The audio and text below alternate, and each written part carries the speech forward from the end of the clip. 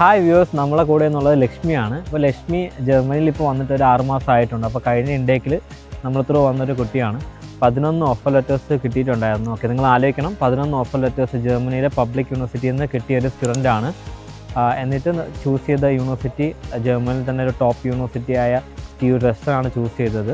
അപ്പോൾ നമ്മുടെ പ്രോപ്പറായിട്ട് ഗൈഡൻസ് ഉണ്ടായിരുന്നു അതിന് വേണ്ടിയിട്ട്. അപ്പോൾ അങ്ങനെയാണ് ലക്ഷ്മി ചൂസ് ചെയ്ത് എത്തിയത്. അപ്പോൾ ലക്ഷ്മിയുടെ ഇതുവരെയുള്ള എങ്ങനെയുണ്ടായിരുന്നു ഇവിടെ വന്നിട്ട് ഇപ്പോൾ 6 മാസമായി. അപ്പോൾ അതിൻ്റെ ബാക്കി വിശേഷങ്ങൾ നമുക്ക് ലക്ഷ്മിയുടെ തന്നെ ചോദിച്ചറിയാവുന്നതാണ്. ഹായ് ലക്ഷ്മി. ഹലോ.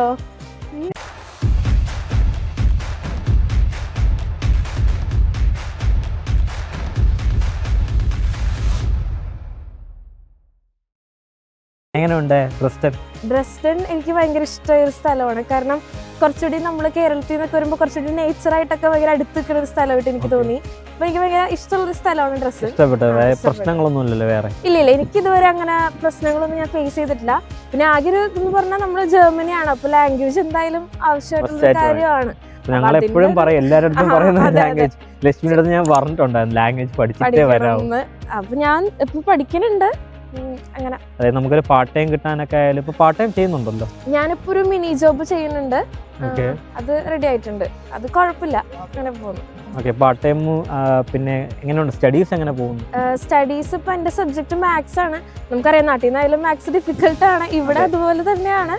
പക്ഷേ ചേട്ടനിപ്പോൾ എനിക്ക് പറഞ്ഞു തന്നായിരുന്നു, വന്നതിന് മുമ്പ് തന്നെ സബ്ജക്റ്റിനെ പറ്റിയൊക്കെ ഒരു ഓവറോൾ ഒരു ഐഡിയ പറഞ്ഞു തന്നായിരുന്നു. പിന്നെ ഞാനും അറിയായിരുന്നു. അതിപ്പോൾ വന്നിട്ട് ഇപ്പം എനിക്ക് ആദ്യത്തെ സെമസ്റ്ററിന്റെ എക്സാം കഴിഞ്ഞു. പക്ഷെ അത് ഞാൻ പാസ്സായി.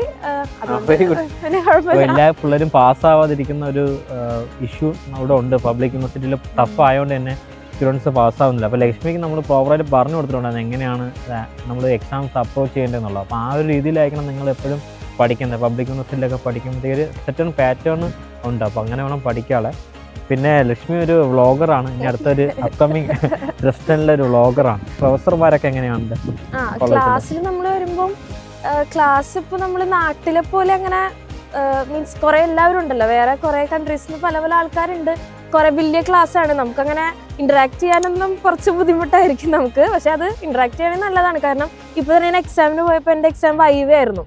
അപ്പം അവര് ഭയങ്കര ഫ്രണ്ട്ലിയാണ്. നമ്മൾ നാട്ടിലെ പോലെ നമ്മൾ വർത്താനം പറഞ്ഞിരുന്നത് അതുകൊണ്ട് നിനക്ക് കിട്ടിയില്ല അങ്ങനെയൊന്നും പറയില്ല. ഭയങ്കര കൂളായിട്ട് സംസാരിക്കുള്ളൂ. ശരിക്കും ഫ്രണ്ട്ലി രീതിയിലാണ്, ഭയങ്കര ഫ്രണ്ട്ലിയാണ്. അങ്ങനെ രീതി തന്നെ സംസാരിക്കുള്ളൂ. നമുക്ക് പറഞ്ഞു മനസ്സിലാക്കും എന്തൊക്കെ നമ്മൾ പറഞ്ഞില്ല. അവര് ആദ്യം തന്നെ നമ്മളോട് ചോദിക്കുന്നത് എങ്ങനെയാണ് എക്സാമിന് എന്തെങ്കിലും ഇതുവരെ പഠിച്ചാൽ എന്തെങ്കിലും ഡൗട്ട് ഉണ്ടോ, അത് പറഞ്ഞു തന്നിട്ട് നമുക്ക് തുടങ്ങാം എക്സാം. അങ്ങനെയൊക്കെ പറഞ്ഞിട്ടാണ് തുടങ്ങണം. അപ്പം അത് നല്ല ഫ്രണ്ട്ലി ആണ് ഇവിടെ ശരിക്കും പറഞ്ഞാൽ പബ്ലിക് യൂണിവേഴ്സിറ്റിയിൽ.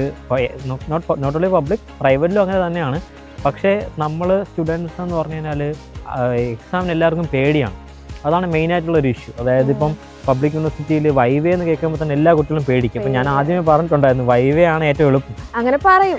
ഞാനായാലും ആദ്യമായിട്ട് എക്സ്പീരിയൻസ് ചെയ്യുന്നതാണ്. ശരിക്കും കോൺസെപ്റ്റ് അറിയണം. അതെ, നമുക്ക് ശരിക്കും നമുക്ക് ബേസിക്സ് സ്ട്രോങ് ആണെങ്കിൽ നമുക്ക് ഈസി ആയിട്ട് ക്യാച്ച് ചെയ്യാൻ പറ്റും. എക്സാം ക്യാച്ച് ചെയ്യാൻ പറ്റും, ക്ലിയർ ചെയ്യാൻ പറ്റും. അപ്പം നമ്മൾ ആ ഒരു രീതിയിൽ മുന്നോട്ട് പോയി കഴിഞ്ഞാൽ ഈസി ആയിട്ട് നമുക്ക് ഇവിടുന്ന് ഡിഗ്രി എടുത്ത് നല്ലൊരു ജോബിലെത്താൻ പറ്റും. കാരണം കൺസെപ്റ്റ് അറിയാന്നുള്ള ഒരാളെ മാത്രമേ ഒരു കമ്പനി ഹയർ ചെയ്യത്തുള്ളൂ. നാളെ ലക്ഷ്മി ഇപ്പം ഒരു കമ്പനിയിലോട്ട് കയറാൻ നിൽക്കുകയാണെന്നുണ്ടെങ്കിൽ അവർ നോക്കുന്നത് എത്രത്തോളം കാര്യങ്ങളാണ്, ടെക്നിക്കൽ നോളജ് എത്രത്തോളം ഉണ്ടെന്നാണ് നോക്കുന്നത്. പിന്നെ ഇൻ അഡീഷൻ ടു ദാറ്റ് നമ്മളെ ലാംഗ്വേജ് സ്കിൽസ്. അപ്പോൾ ഇതാണ് മെയിനായിട്ട് ജർമ്മനിയിൽ ഒരു ജോലി നേടാൻ വേണ്ടിയുള്ളത്. അപ്പോൾ അത് ഇപ്പം ഞങ്ങൾ ത്രൂ എന്തായാലും ഞങ്ങളെ ഗൈഡൻസ് എന്തായാലും ഉണ്ടാകും. ലക്ഷ്മിക്ക് ഉണ്ടാവും, ഇതുവരെ ഉണ്ടായിട്ടുണ്ട്, അപ്പം ഇനി ഉണ്ടാവും. ഓക്കെ, അപ്പം കൂടുതൽ വിശേഷങ്ങൾ നമുക്ക് ഇനിയിപ്പം അടുത്ത വീഡിയോയിലൊക്കെ കാണാം. അപ്പം നമുക്ക് ജർമ്മനിയിലുള്ള ജെന്യൂനായിട്ടുള്ള വീഡിയോസ് നിങ്ങൾക്ക് കാണണമെന്നുണ്ടെങ്കിൽ നിങ്ങൾക്ക് ഈ പേജ് ഫോളോ ചെയ്യാവുന്നതാണ്. ഞങ്ങളെ യൂട്യൂബ് ചാനൽ സബ്സ്ക്രൈബ് ചെയ്യാം. ഓക്കെ, അപ്പോൾ അതുപോലെ തന്നെ നമ്മളെ പ്രൊസീജിയർ തന്നെ ഈ പ്രോസസ്സ് ആദ്യം തൊട്ട് അവസാനം വരെ ശരണേട്ടൻ എല്ലാത്തിലും ഹെൽപ്പ് ചെയ്തിട്ടുണ്ട്. നമുക്കൊരു ചേട്ടനെ പോലെ തന്നെയാണ്. പിന്നെ ചേട്ടൻ ഇവിടെ ഉള്ളതുകൊണ്ട് നമുക്കൊരു ധൈര്യമാണ്. അതാണ് എല്ലാവരും നമ്മളെയും ഒരു വിശ്വാസം അത് തന്നെയാണ്. അപ്പോൾ നമ്മളിവിടെ ഓൾറെഡി ഉള്ള 5 വർഷത്തെ എക്സ്പീരിയൻസ് ആണ് ഞങ്ങൾ ഷെയർ ചെയ്ത് ഗൈഡ് ചെയ്ത് സ്റ്റുഡൻസിനെ കൊണ്ടുവരുന്നത്. അപ്പോൾ ഞങ്ങൾ കൊണ്ടുവന്ന ഓൾമോസ്റ്റ് 300-ലധികം സ്റ്റുഡൻസിനെ ഞങ്ങൾ കൊണ്ടുവന്നിട്ടുണ്ടായിരുന്നു. അപ്പം ആ ഒരു ജേണിയാണ് ഇപ്പോൾ ഇങ്ങനെ കണ്ടിന്യൂ ചെയ്ത് പോകുന്നത്. അപ്പം താങ്ക് യു ലക്ഷ്മി. അപ്പം ഇനി ബാക്കി ഗൈഡൻസ് ഉണ്ടാവും നല്ലൊരു ഉറപ്പായിട്ടും. Okay, by.